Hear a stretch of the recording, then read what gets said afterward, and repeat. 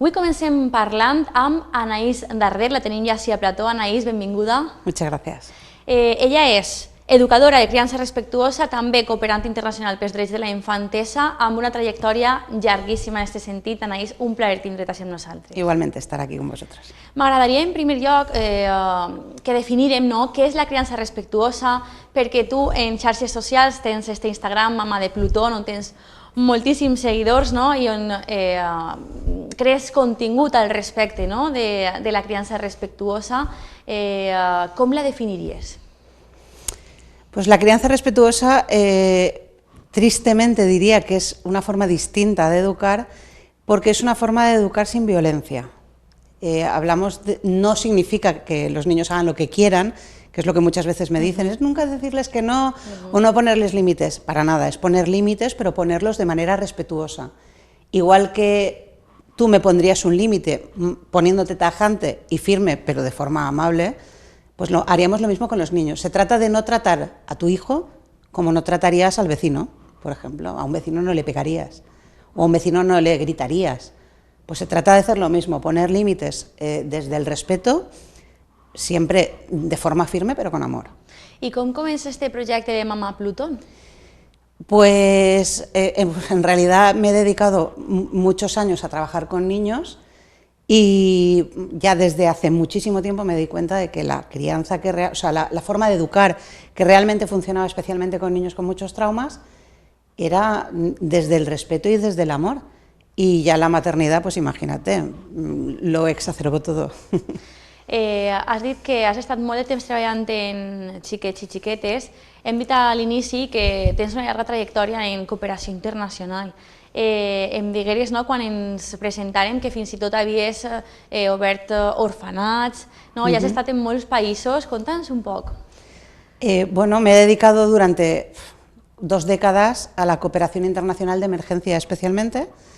¿Qué significa esto? Pues en cada emergencia grande de las últimas décadas, pues terremoto de Haití, tsunami de Tailandia, terremoto de Perú, de Marruecos, la guerra de Ucrania, en todas esas he estado trabajando primero en emergencia, es decir, primero cubrimos las necesidades básicas de supervivencia, alimento, lugar donde estar, pero luego realmente donde empezaba realmente mi labor, después de conseguir eso, es en la parte emocional, especialmente de la infancia y de sus familias.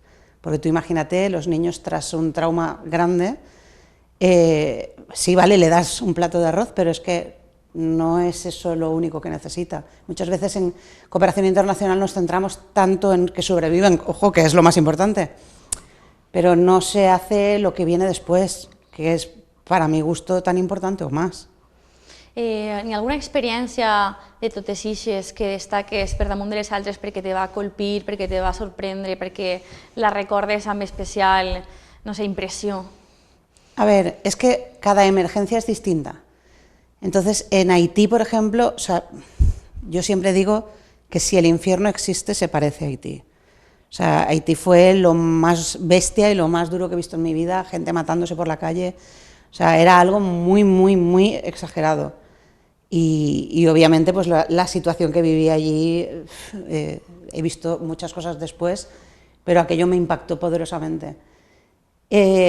Emocionalmente a mí me llenó muchísimo, muchísimo Perú, porque fue donde yo recogí a los niños de la calle. Entonces había niños que me llamaban mamá, se criaron conmigo, niños que no se dejaban tocar, que no hablaban con nadie, y crearon un vínculo fuerte conmigo. Entonces, pues eso también especialmente pues bueno, lo tengo ahí en la patata. Gran tasca, la que feu. I per a la gent que ens estiga veient ara mateixa, igual que parlàvem abans de la criança respectuosa, que hi ha gent que no acaba d'entendre què vol dir i pensa que és no posar límits. La cooperació internacional també sembla inabarcable per a una persona de peu. Com definiries quines són les tasques concretes que porteu a terme? Bueno, pues como te digo, lo primero y principal es ante una emergencia poder salir corriendo, ir lo más rápido posible y atender las necesidades básicas, que como te decía no son iguales en todas partes. Las necesidades básicas de un terremoto no son las mismas que de una guerra y no son las mismas que yo qué sé, que en un tsunami, son distintas. Entonces, lo primero es valorar en el terreno que hace falta, tratar de buscar la forma de conseguirlo, de llevarlo al sitio donde está. Por ponerte un ejemplo, en Haití, ¿qué hacía falta en Haití? Lo primero, comida y agua, o sea, era lo más básico. Pues montas cocinas de campaña, intentas conseguir comida, ponerlo en marcha. Todos los países no son iguales tampoco porque la gente no es igual. La gente está más dispuesta en unos países que en otros a ponerse en marcha. No es ayudar, porque estamos hablando de que la propia gente afectada se ponga a hacer cosas. De hecho, si me permites, una cosa que a mí me llama poderosamente la atención aquí en la Dana fue la actitud de la gente. Fíjate que yo llevo muchos años viendo esto, nunca me imaginé que me fuera a pasar en casa, pero me llamó la atención cómo se volcó todo el mundo. Y esto es la primera vez que lo veo de forma tan masiva. O sea que también me emociona que haya sido en casa. I Anaïs, com t'introdueixes en este món? Perquè abans de començar, no? Just abans de començar et deia que no és el més habitual trobar-se, no? Persones que participen de projectes tan grans, projectes, parlem de salvar vides directament, ¿no? ¿Cómo comienza esta inquietud? A ver, yo siempre lo he mamado en casa porque mi padre era corresponsal de guerra y también ha trabajado en ONGs muchísimo tiempo y sigue en ello. Y bueno, yo ese gusanillo lo he tenido siempre.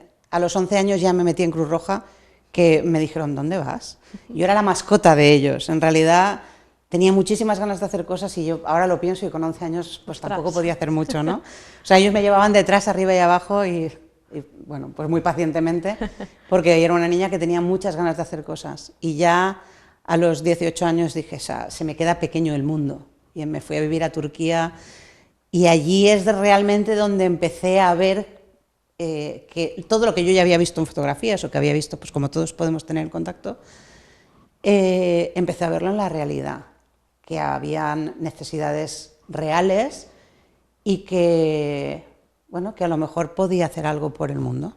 Y bueno, pues fíjate, hasta aquí hemos llegado.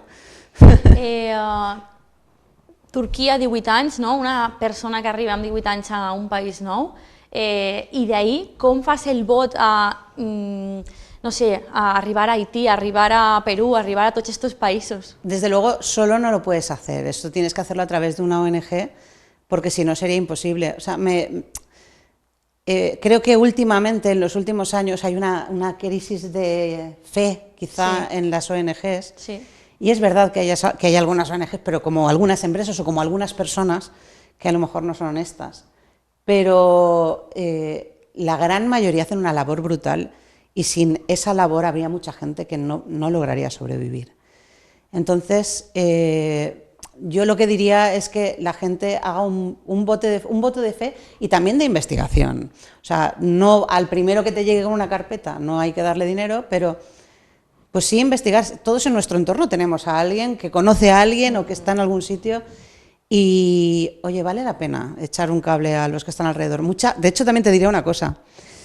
Toda mi vida he escuchado, ay, ojalá yo pudiera hacer lo que tú haces, me encantaría. Y yo siempre les digo lo mismo, hazlo. Poderse se puede, lo que pasa es que es muy sacrificado. Yo he sacrificado 20 años, pues de los 18 a los, pues a cuenta, ¿no? A los 38 más o menos, a los 30 y muchos.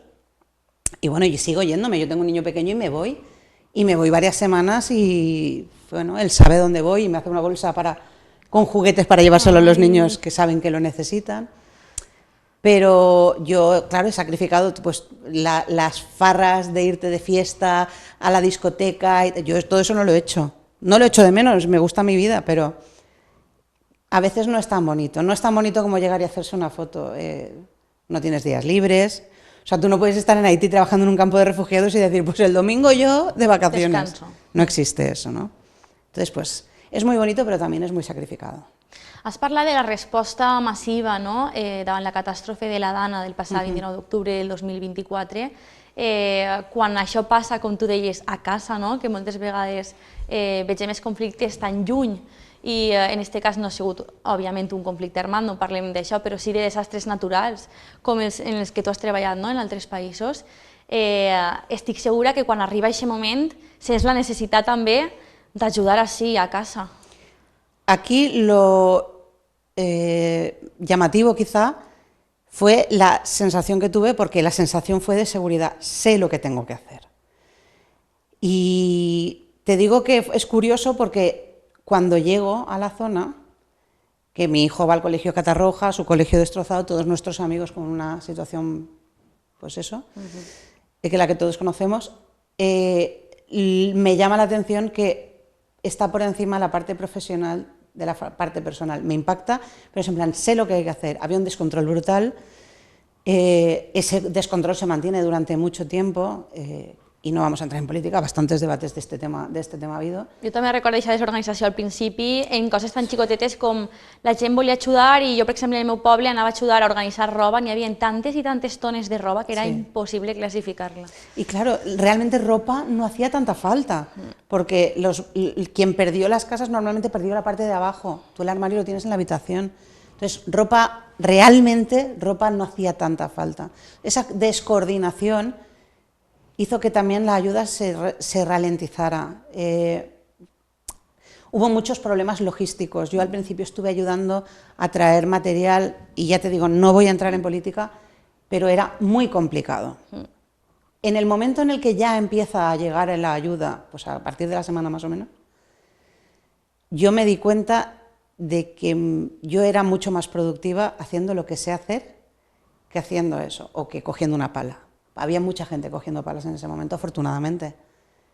Entonces, lo primero que pensé fue, vale, después de que se mantengan las necesidades básicas cubiertas, ¿qué haría yo? Pues lo que haría sería velar por la salud emocional de los peques. Y ahí es donde me puse a buscar formas de sacarles del barro, de alguna manera. Pero además, no solo a ellos con sus familias. O sea, la idea era no separarles tras un trauma como ese y que crearan recuerdos bonitos juntos, ¿no? I a nivell pràctic o específic, en què se va traduir, no, esta voluntat? Bueno, pues lo primero, yo sabía que físicamente había que sacarlos de allí. O sea, no era cuestión de llevar allí un payaso y que les hiciera reír, sino sacarles de eso durante un tiempo.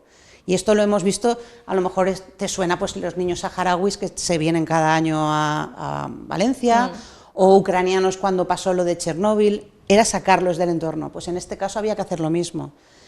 Entonces, nada, me pongo como una loca a buscar empresas, a buscar granjas escuelas, a buscar espectáculos, pues 1000 empresas y 1000 artistas que, a ver si alguien se prestaba a que hiciéramos algo, ¿no? Para sacarles del barro. Y la verdad que salieron cosas súper bonitas. O sea, con nosotros, yo qué sé, nos hemos ido a la nieve, nos hemos ido a casitas de madera, de granja escuela, nos hemos ido a ver magos, a un crucero. ¡Ostras! Un crucero que no había, o sea, cuando estaba atracado, para pasar el día en el crucero, nos invitaron a comer. O sea, cosas muy chulas. Y te puedo decir que ver cómo entraban esas personas en la actividad y cómo salían, o sea, de verdad lo vale todo el esfuerzo. Se parla molt també de les seqüeles en els xiquets i xiquetes després de la dana, perquè, clar, en alguns casos fins i tot van conviure amb cadàvers, vull dir, i veig gent pels carrers que tardaren molts dies en retirar, també està tota la part de la por a la pluja quan torna a ploure, he escoltat històries de xiquets que ja no volen ni dutxar-se, vull dir, que és molt dur, no? I n'hi ha també una part molt important que treballar després de la dana. La verdad es que sí, y ¿sabes qué pasa? No nos damos cuenta de la cantidad de veces que nombramos cosas que no deberían escuchar los niños. Y no me refiero a meterlos en una burbuja, es que ahora los niños de cristal... Quiero hacer un inciso, la generación de cristal es la que nos ha salvado. Esa generación de cristal blandita, demasiado emocional, son los que se cogieron un rastrillo y se vinieron a la zona afectada, haciendo varios kilómetros andando, llenándose de barro hasta aquí. Cierro inciso. La generación de cristal, es que me hace gracia. muchas veces las conversaciones se tienen delante de los niños. ¡Wow! No sé cuántos muertos, mazón, un asesino, no sé, bla, bla, bla. Todas estas cosas que se escuchan, los niños las oyen, pero no las entienden bien. Entonces ellos se montan su película. Los niños, por lo general, muchos han interiorizado la historia de la Dana. Por ejemplo, mi hijo juega con coches y está jugando y alegremente, ¿no? Y el coche va por aquí, y llega la Dana, ¡bum! Y se lo lleva. Él lo interioriza, lo mete en los juegos como algo natural. O sea, no como algo a lo que le tiene miedo. Obviamente hay niños que han perdido la casa, que pasaron situaciones muy duras y que necesitan ayuda psicológica. Pero también tenemos que tener cuidado de las cosas que nombramos o las cosas que les permitimos ver, porque justamente esta semana pasada ha sido un machaque continuo del mismo tema y bueno, a veces tratado con más cariño y más cautela, pero otras veces no tanto. Entonces, bueno, te dejo hablar a ti. Sí, no, precisament anava a preguntar-te perquè arriba aquest aniversari de la Dana i tu sents, no, que has de tornar a fer activitats per traure els xiquets d'aixes imatges contínuament en televisió i d'aixos missatges, d'aixes coses que moltes vegades no ens adonem que diguem davant d'ells, no? I en este cas, què és el que aconseguixes organizar? O sea, yo me doy cuenta de esto justo un mes antes. Un mes antes empieza el machaque y otra vez caras largas por la calle. La gente no está curada, los pueblos no están curados. O sea, es lógico, es normal que nos afecte. Pero yo sentí la necesidad de volver a proteger a los niños y darles un respiro. Entonces, ahora ya no hay barro físico, pero el barro sigue en nosotros. El polvo sí que está en todas partes. Y durante las actividades que hice durante la Dana, que son unos 4 meses de actividades que estuve haciendo, conocí a un mago, el mago Ati, que se prestó, fue uno de los pocos que se prestó a hacer actividades para los nenes, y tuvimos mucha conexión. Y dijimos, tenemos que volver a hacer algo juntos y tal. Ellos montaron una asociación que se llama Magos Solidarios, a raíz de la Dana también. Entonces nos pusimos en contacto y dijimos, bueno, ¿la liamos o qué? Vamos a liarla, pero vamos a liarla a lo bestia. Entonces propuse que hiciéramos espectáculos en cada cole el día del aniversario, que ese día los niños que iban a tener un machaque de imágenes, de recuerdos, de conversaciones, de todo, pudieran cambiar por un rato tanto barro por magia. Y, ¿qué te voy a decir? Es que me emociono todavía de recordarlo.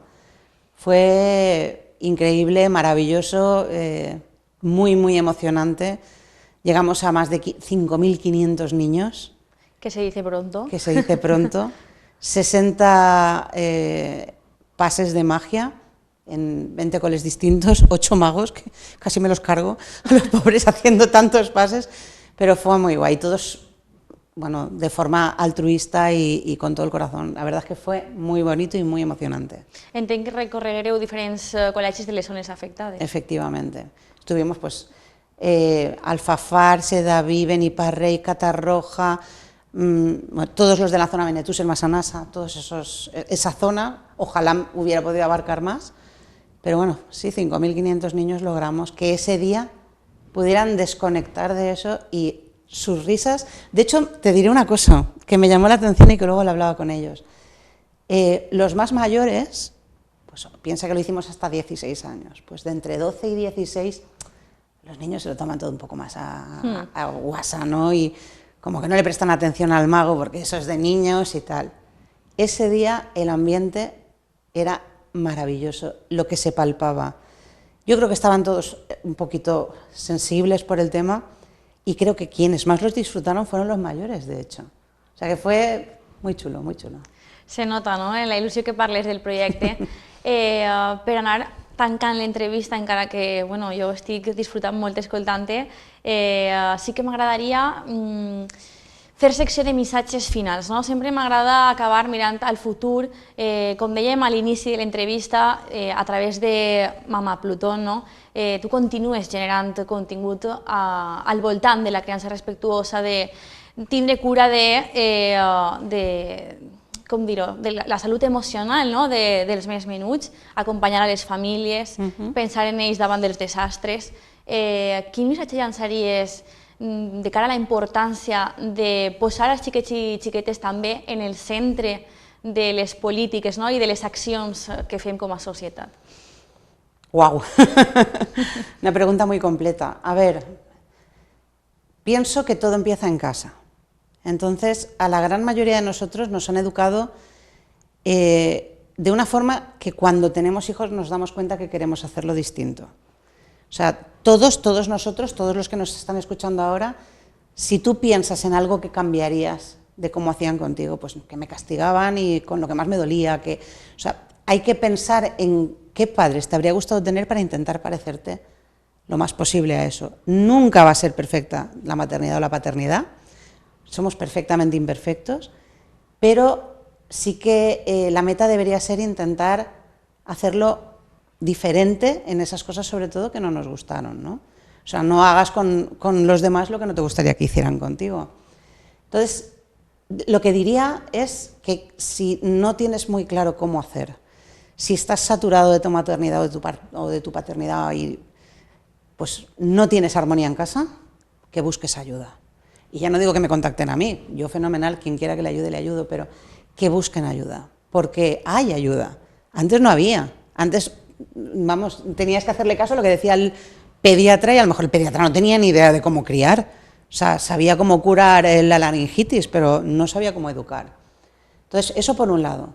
Y por otro, más general, como sociedad, lo que diría es que aprendamos a que no nos molesten los niños.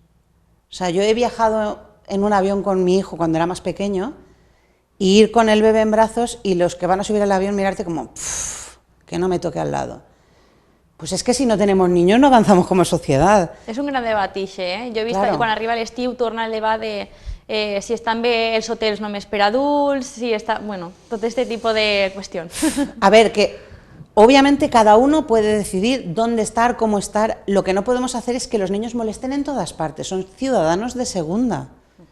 Entonces, cada vez hay menos niños. Desde luego, si vamos así, tenemos un problema, pero solo diría que un poco de empatía. Te aseguro que la mamá que lleva un bebé en el avión, lo último que quiere es que el bebé llore. Y lo que menos bien le viene es que el de al lado esté mirándola con cara de reproche. Entonces yo creo que si entre todos, antes criábamos en tribu, entonces si entre todos nos ayudamos un poco y ayudar a lo mejor es simplemente a esa mamá saturadísima sonreírle, en plan, tranqui. Eso ya es una gran ayuda. Entonces, pues como sociedad, pues que seamos más empàticos, així en general. No te vaig a preguntar res més perquè m'agrada molt com a missatge final, no? Somriure aquesta persona que està ja de per si passant-ho malament. M'he trobat en moltes situacions com eixes, en un tren, en un auditori, i l'empatia sempre és la clau, no? Moltíssimes gràcies, Anaïs Darder, ha sigut un plaer recórrer amb tu part del que fas. Qui tinga interès en seguir-te més de prop ja sap que Mama de Plutón, a les xarxes socials, gràcies una vegada més. Muchísimas gracias a vosotros.